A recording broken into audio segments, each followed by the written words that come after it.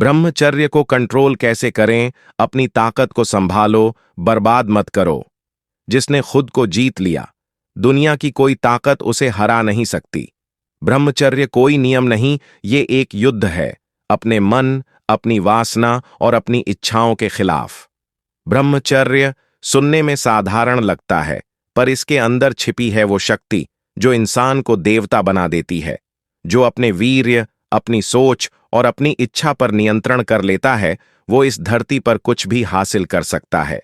पर सवाल ये है, इसे कंट्रोल कैसे करें? पहला कदम, अपनी सोच पर नियंत्रण। मन ही असली रणभूमि है।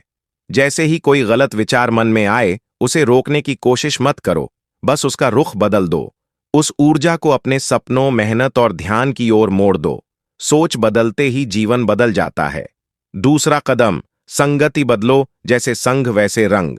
अगर तुम्हारे आसपास के लोग सिर्फ भोग विलास की बातें करते हैं, तो तुम्हारा मन भी उसी दिशा में जाएगा। उन लोगों के पास रहो जो तुम्हें ऊपर उठाते हैं, जो तुम्हारे अंदर की ऊर्जा को जगाते हैं। सत्संग सबसे बड़ी दवा है। तीसरा कदम, शरीर को व्यस्त रखो। खाली दिमाग वासना का घर होता है।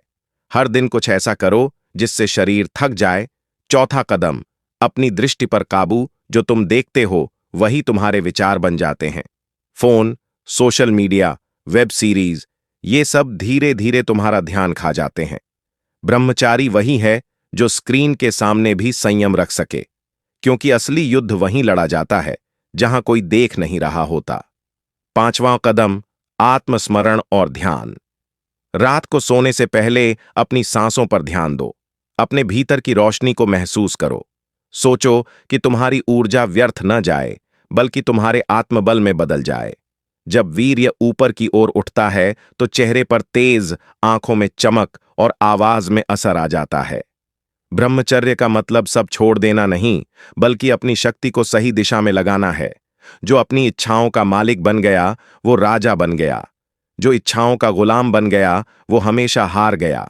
याद रखो, तुम्हारा वीर्य तुम्हारी ताकत है, तुम्हारा तेज है, तुम्हारी जीत है। उसे बर्बाद मत करो, उसे साधो, उसे ऊंचा उठाओ।